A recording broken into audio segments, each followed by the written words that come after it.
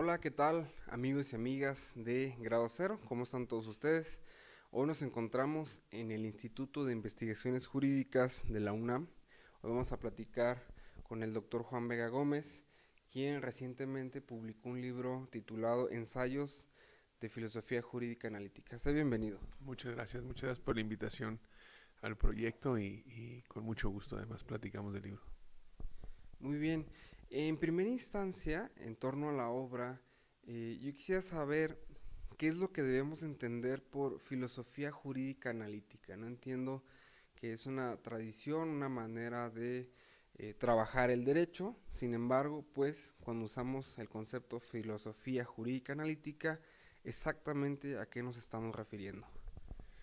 Pues en términos generales yo creo que como dices es una tradición de la forma de hacer filosofía en general, ¿no? Y también una tradición de forma de hacer filosofía del derecho. Y un poco de manera eh, a propósito lo intitulé Ensayos de Filosofía Jurídica Analítica porque esta tradición o esta forma de hacer filosofía del derecho pues no está pasando por su momento más popular, ¿no? Esta idea de que el derecho se puede analizar de una manera descriptiva y moralmente neutral. Eh, Recientemente, con los estudios de Dworkin, con la cuestión de la naturalización de la filosofía del derecho, ha pasado a segundo plano, o por lo menos no es la principal eh, como argumento para hacer filosofía del derecho. Sin embargo, yo me quiero resistir a las críticas, a las observaciones recientes, a esta como moda contemporánea que dice que dejar a un lado esta idea descriptiva para el análisis del derecho e irse a la cuestión normativa, moralmente de justificación. Y yo pienso que todavía hay un espacio muy importante para esta filosofía jurídica analítica, esta forma de hacer filosofía desde Bentham, Austin, Hart, ¿no? Kelsen, Raz, y precisamente todos los ensayos que están en este libro obedecen esta metodología, esta forma de hacer filosofía, ¿no? Muy bien. En uno de los trabajos del libro, de los primeros trabajos, hay un ensayo en torno a un posicionamiento de Dworkin, ¿no? Y me parece muy interesante porque, hasta donde entiendo, Dworkin no se adscribe a la filosofía analítica, ¿no? Sin embargo, dices que Dworkin dice cosas interesantes para los no dworkinianos, pone cosas en la mesa que quien está desde la filosofía jurídica analítica dice, sabes que tienes razón, hay que discutirlo, ¿no? Y quisiera que nos explicaras un poco de esta discusión, ¿no? De este capítulo del libro y hacia dónde va, ¿no? Esta postura de Dworkin y qué es lo que le tiene que decir a los no dworkinianos. Sí, yo siempre he adoptado como una postura más caritativa en relación a Dworkin, ¿no? Es algo común entre positivistas descartar gran parte de lo que escribió y argumentó Dworkin. Para mí siempre fue muy interesante leerlo. Para mí, Dworkin y las críticas al positivismo fueron fundamentales para el desarrollo de la filosofía del derecho contemporánea. Entonces siempre he tratado de interpretarlo de manera caritativa y yo creo que siempre una persona tan inteligente se le pueden encontrar cosas positivas, ¿no? Por ejemplo, para mí el Dworkin de Lost Empire, todo su argumento en relación a los desacuerdos dentro del derecho, todo su argumento de cómo interpretar, cómo se debe interpretar la Constitución y los textos constitucionales, la lectura moral de la Constitución, son cosas muy positivas, ¿no? Entonces, en ese sentido, al artículo al que tú te refieres, el capítulo del libro, me dedico precisamente a analizar el elemento metodológico de Dworkin. Y en ese sentido, lo que trato de resaltar es lo siguiente, una crítica de Dworkin, donde dice que eh, parece ser que los positivistas eh, ubican primero el problema filosófico o se interesan más bien por simplemente sostener una cuestión verdadera sin tener en mente la repercusión que pueda tener esa tesis, ¿no?, en la práctica jurídica. Entonces, y es algo cierto hasta algún punto. Hart, Bentham, Austin, etcétera. Sí, efectivamente, se alude a la práctica del derecho, pero no se está obsesionado en la filosofía jurídica analítica por modificar la práctica del derecho o por estar atento en ese sentido, ¿no? Dworkin siempre ha querido llevar de la mano la filosofía y la práctica, ¿no? Es algo también muy interesante de él. Entonces, en ese sentido, lo que Dworkin sostiene en el terreno metodológico es que parece que nos estamos olvidando de los problemas jurídicos, es decir, al positivista le dice eso, y en los problemas jurídicos, en las decisiones judiciales, hay un material impresionante precisamente de temas, ¿no?, que hay que analizar filosóficamente. Y en ese sentido yo creo que tiene razón. O sea, yo creo que tiene razón de que a veces nos olvidamos de ese elemento práctico, a veces nos olvidamos de ese elemento de la adjudicación. Y sí pienso que podemos hacer mucho trabajo conceptual en la práctica del derecho, ¿no? Incluso en las cuestiones dogmáticas, en el derecho civil, en el derecho penal, en cuestiones constitucionales. Creo que el filósofo tiene una gran labor ahí de análisis conceptual, precisamente que aportar, ¿no? No sé si al final del día el objetivo sea modificar la práctica. Yo no creo que sea ese el objetivo. No tenemos esa capacidad, pero de que sí debemos atender este llamado de Dworkin de estar más pegados a la práctica del derecho, yo lo considero positivo, ¿no? Lo que pasa es que Dworkin en algún momento dado quiere decirnos que las dos funciones, tanto la de filosofía como la de adjudicación y la práctica, todas hacen lo mismo, ¿no? Si tú seguramente recuerdas una parte del libro de Lost Empire, el Imperio de la Justicia, ¿no?, donde dice que la filosofía del derecho es el prólogo silencioso de la adjudicación, ¿no? Entonces, para él la adjudicación, lo que hace un juez, para lo que hace un filósofo del derecho, etcétera, es lo mismo. Eso es lo que irrita un poco al positivista, ¿no? No puede ser lo mismo que estén trabajando la misma metodología el filósofo del derecho como el juez, etcétera. Independientemente de que eso tenga algunas cuestiones que comentarse y discutirse, ¿no?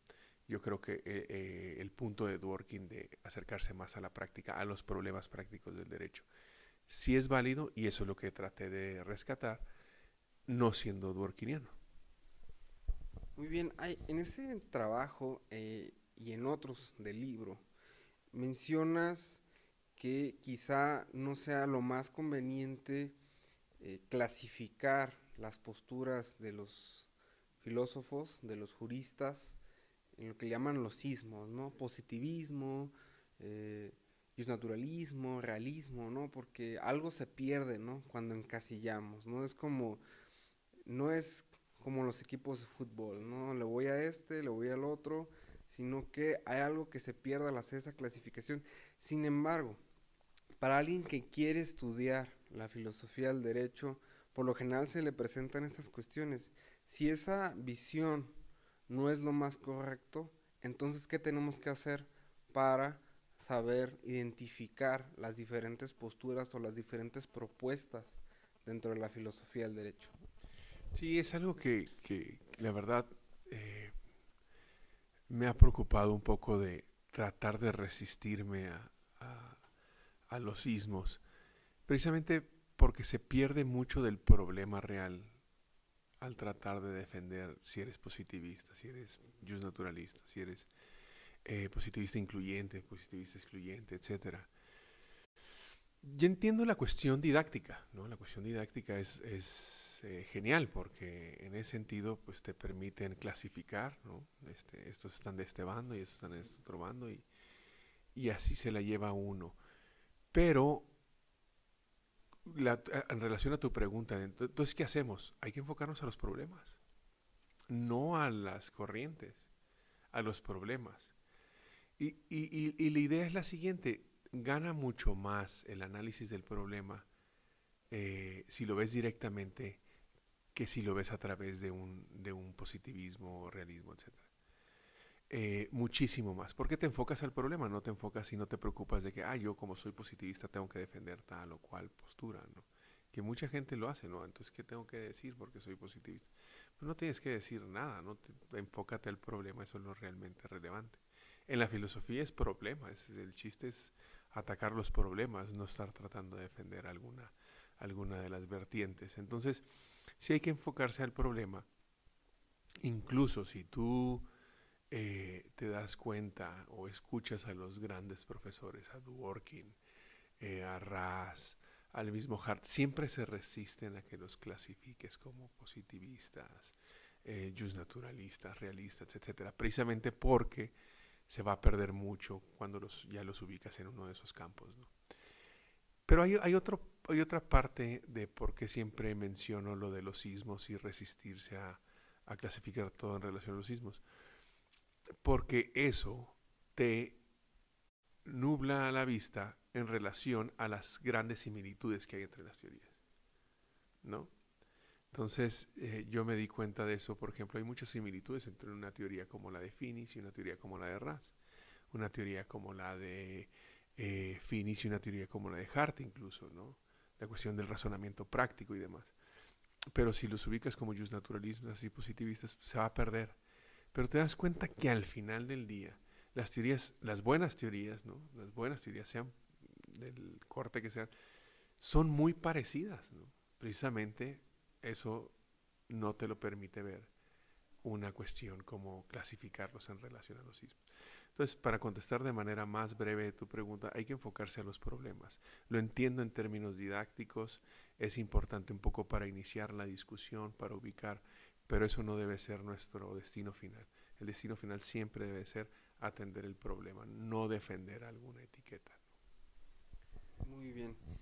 Dentro del primer trabajo, ¿no? Tú presentas un debate entre Hart y Fuller, ¿no? Que en ese problema o en esa discusión, que obviamente al final del día no es de exclusiva de ellos, dejas ver que hay un debate entre el derecho y la moral. Y la tesis que se discute es de las conexiones necesarias que deben de existir entre el derecho y la moral. Y bueno, hay una gran discusión después de este debate que tú nos presentas. Y a mí me surge una pregunta. Para quienes se inclinan a trabajar lo que se denomina positivismo jurídico, por lo general están diciendo que no hay una relación derecho y moral, ¿no? Tratan de negarla. Y hay otras que dicen, no, sí hay, y hay algunas de ellas. La pregunta es, ¿realmente podemos concebir al derecho, o sea, sin la moral? Hay una, como cortar, que no existe una relación. Si la respuesta es que hay una conexión, ¿cuáles serían las conexiones obligadas o las conexiones inseparables del derecho y la moral? Sí, este es un tema muy amplio, ¿no? Pero eh, a mí me pidieron este ensayo para una entrada de una enciclopedia, entonces me interesó mucho hacerlo porque me obligaron a ser muy preciso, ¿no? Y eso también es un reto en sí mismo. Pero aquí me das oportunidad un poco de ser más amplio en la respuesta. Ahora, hay varias formas de presentar el problema. Tú acabas de dibujar algunas de ellas, ¿no? Una de ellas es preguntar si hay relaciones entre el derecho y la moral. Pero es una pregunta muy amplia. Y la respuesta, digo, no me viene a la mente ninguna teoría ahorita que la niegue. La respuesta es sí, hay relaciones entre el derecho y la moral. Es obvio que hay relaciones entre el derecho y la moral, ¿no? Utilizan el mismo vocabulario, como dice Hart, los mismos conceptos. el derecho utiliza la moral cuando se le acaba su material, está ahí en la interpretación, está ahí en la adjudicación, está ahí en la legislación, en la creación del derecho. O sea, de que hay relación entre el derecho y la moral. Eso es muy difícil negar. La otra parte es más técnica, filosóficamente hablando, y la pregunta no es si hay relación entre el derecho y la moral, sino si hay una conexión necesaria. Una conexión necesaria, conceptual entre el derecho y la moral. Es decir, si puedes tener derecho sin moralidad. Incluso me atrevo a decirte que en relación a esta pregunta de que si hay una conexión necesaria entre el derecho y la moral, el positivista también te va a decir que sí hay conexiones necesarias entre el derecho y la moral. Ese es otro de los problemas de los sismos, ¿no? Siempre que dicen positivismo, dicen, no, el positivista defiende la tesis de la separación. Entonces niega cualquier relación, incluso algunos llegan a la conclusión que dicen, niegan las conexiones necesarias. Pero no, el mismo Hart, ¿no? En sus capítulos de Derecho y Moral, el 8 y el 9, te defiende dos conexiones claras, ¿no? Necesarias entre el derecho y la moral, que es el germen de la justicia, ¿no? Por una parte, y el contenido mínimo del derecho natural. Tienen sus peculiaridades y habría que discutir cada una de ellas. Pero ahí están dos conexiones necesarias aceptadas por el gran positivista, ¿no? O sea, que fijó el debate a partir del 61 en relación al positivismo, aunado a Kelsen y a otros autores. Entonces, es muy difícil, incluso dentro del positivismo, negar conexiones necesarias entre el derecho y la moral. Hay autores hoy en día, como Les Green y Joseph Raz, que van más allá de esas dos conexiones de Hart, ¿no? Joseph Raz, por ejemplo, te dice que hay una conexión necesaria entre el derecho y la moral. No es muy fuerte la conexión, pero sigue siendo una conexión necesaria, porque todo derecho pretende, ¿no? Tener autoridad legítima moral. Es una pretensión, pero sigue siendo una conexión necesaria. Y Les Green también te menciona varias conexiones necesarias entre el derecho y la moral, ¿no? Entonces, yo creo que hay que cambiar la perspectiva de la pregunta y de la discusión. En lugar de preguntarse si hay conexiones o no hay conexiones, eso es un hecho, hay conexiones. ¿Por qué no discutimos cada una de las conexiones necesarias entre el derecho y la moral? Eso es lo interesante, ¿no? Y ahí sí hay conexiones necesarias entre el derecho y la moral que una persona como Dworkin o Finis te van a aceptar que el positivista va a negar, ¿no? Hay conexiones necesarias entre el derecho y la moral que una persona no positivista como Lon Fuller defendió y que Hart negó, ¿sí?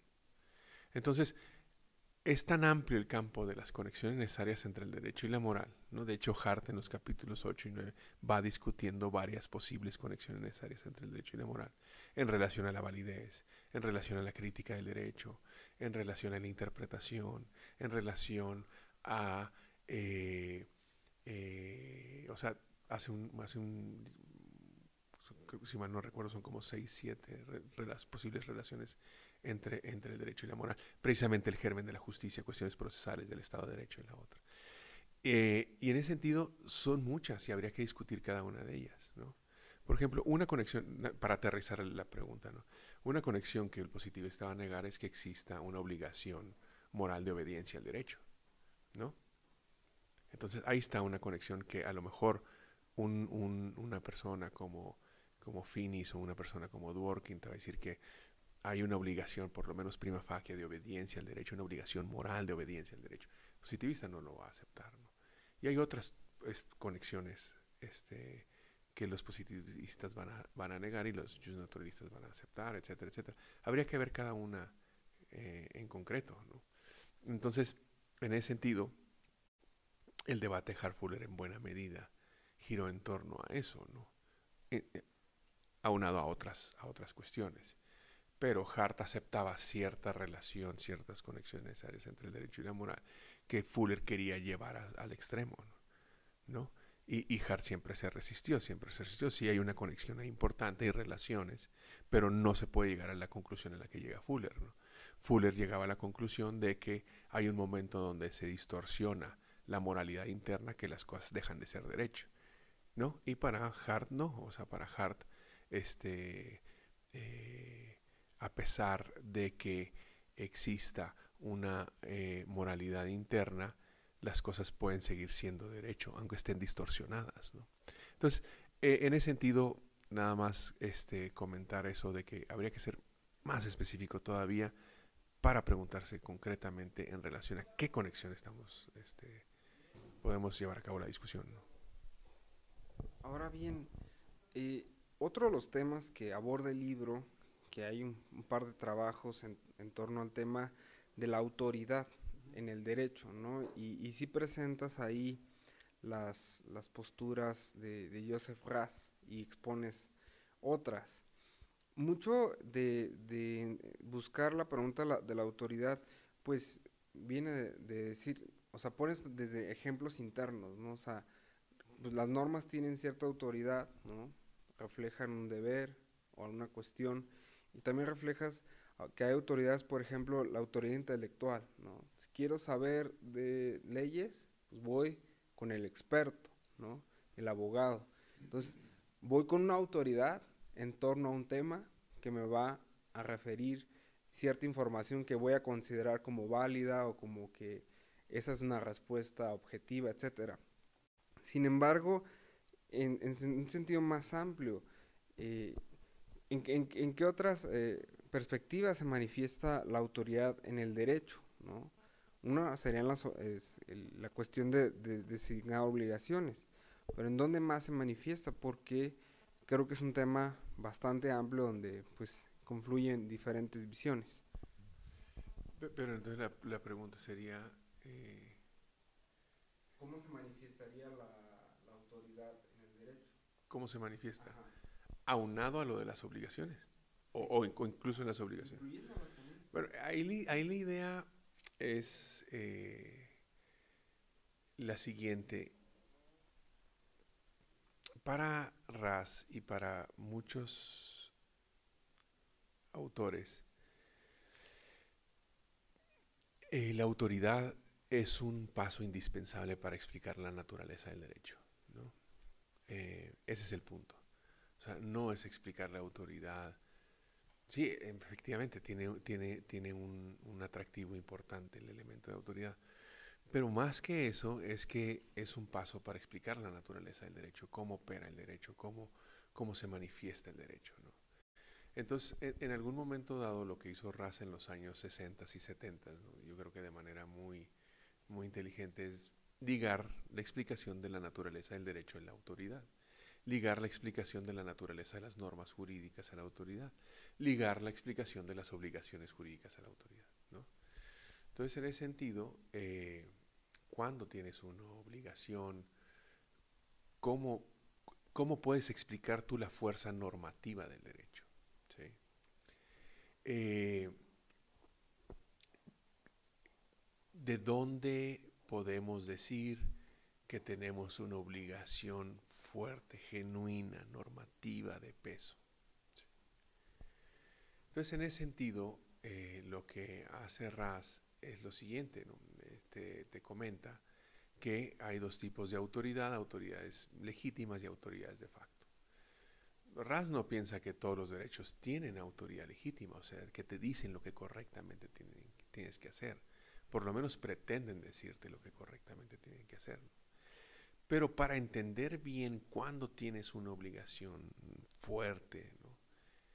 Pues el elemento de, ¿no?, a lo que aspira la autoridad resulta indispensable. Entonces, en ese sentido, la idea es una idea donde tú tienes obligaciones jurídicas, tú tienes un deber fuerte, porque está ligado a la moralidad, ¿no? La otra idea es la hartiana, ¿no?, de que tú puedes hablar de deberes, obligaciones estrictamente jurídicos. Pero yo creo que la gran mayoría de autores, y yo creo que están en lo correcto, es que para poder hablar de una obligación fuerte, ¿no?, de un deber importante en el derecho, pues tienes en alguna medida, es parasitario pues de algún elemento de moralidad, ¿no? Entonces lo que hace Raz precisamente es decirte lo siguiente, ¿no? el derecho pretende ser esa autoridad legítima moral, pretende decirte lo que correctamente tú tienes que hacer, ¿no? Y en temas tan importantes como darle alimentos a tus hijos, cómo tratar a los demás, respetar los derechos humanos, o sea, son cosas importantes, no te dice lo que debes de hacer en terrenos no banales, son cosas importantes para la vida. Ahora, eso es lo que pretende tener la autoridad legítima, o sea, decirte lo que correctamente tienes que hacer en términos morales. Pero a veces no lo logra, o muchas ocasiones no lo logra, ¿no? Sin embargo, la idea de la autoridad nos sirve, te digo, reitero con lo que inicié, es un paso indispensable para explicar la naturaleza del derecho, las normas que son razones para la acción, cuando le expide la autoridad que pretende que eso excluya tus otras razones para hacer o no hacer algo, ¿no? Entonces, si una autoridad legítima moral te dice que tienes que hacer algo, pues eso ya, ¿no? Hace a un lado tus deliberaciones que tenías. Entonces, esa es la estructura, lo estoy haciendo de manera muy cruda, pero esa es la estructura que desde los años 70, ¿no? Con Raz, muchos pensamos que nos puede servir para explicar muchos fenómenos del derecho, ¿no? El elemento normativo del derecho, el elemento de las normas jurídicas, este elemento del contenido del derecho, el elemento de las relaciones entre el derecho y la moral.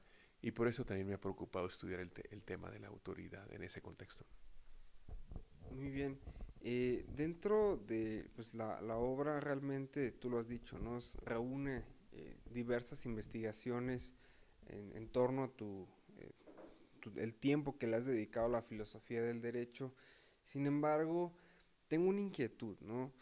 Has dicho al inicio que la filosofía jurídica analítica quizá no está pasando por su mejor momento, ¿no? Que hay otras posturas, otras visiones que han acaparado los reflectores, por decirlo de alguna manera. No se trabajan otros temas, hay autores que tienen mucho más, por decirlo así, prestigio, en el sentido de que todo el mundo los quiere ver como una referencia.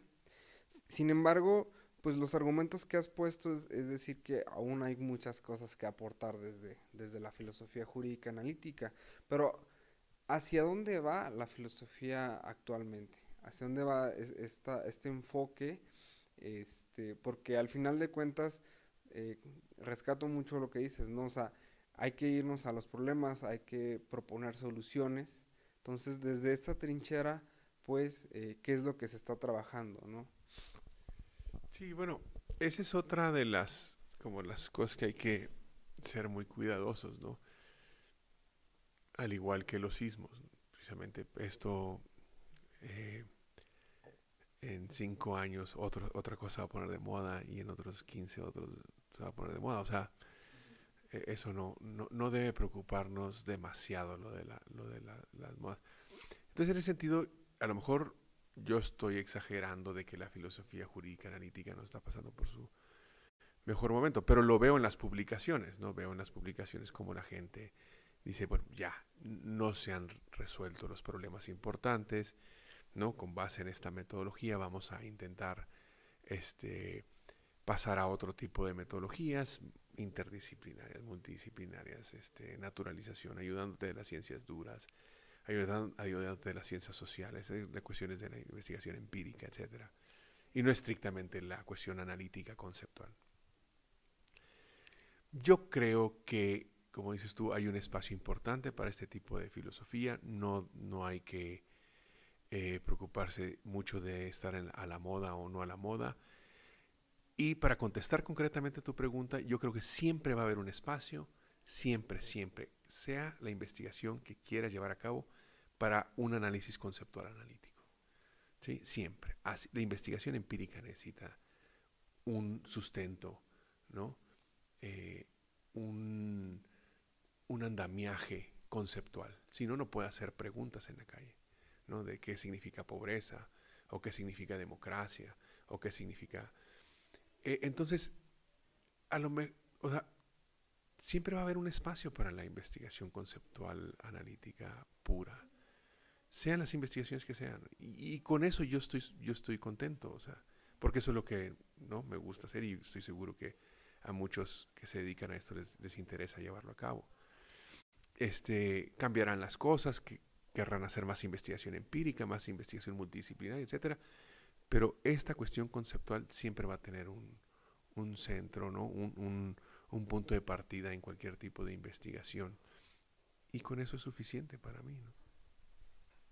Muy bien, pues agradezco mucho esta conversación, realmente enriquecedora y pues algo que destaco, ¿no?, de la obra es el lenguaje con la que está escrita, ¿no? Yo creo que algo que se caracteriza en quienes trabajan la filosofía analítica es las cuestiones del lenguaje, comunicar lo mejor posible algo y siempre que reviso los textos tuyos y de personas que más o menos están en la tradición, son exageradamente claros, ¿no? Entonces creo que la obra pues es amena, ¿no? Aunque los problemas no son sencillos, pero sí no dejan todo en la mesa para que uno pues pueda ir reflexionando y pueda ir trabajando los temas. Entonces pues realmente muy interesante el libro. No me queda nada más que agradecerte la oportunidad de dialogar contigo. No sé si tú quieras decirnos algo. No, pues muchas gracias. Esa es la idea, ¿no? No confundir más las cosas. Ya están bastante complicadas como para confundirlas más. Y agradecerles como siempre, ¿no? A ti, a Hoffman y a todo el equipo por el interés en mi trabajo. Y seguimos en comunicación cualquier cosa que se ofrezca. Y seguimos discutiendo estos temas con mucho gusto. Muy bien, pues muchas gracias, queridos amigos y amigas de Grado Cero. Damos por concluida esta transmisión y no se olviden de seguirnos en todas las redes sociales, en las páginas de internet, en todos lados donde nos encuentren. Pues muchas gracias por estar con nosotros.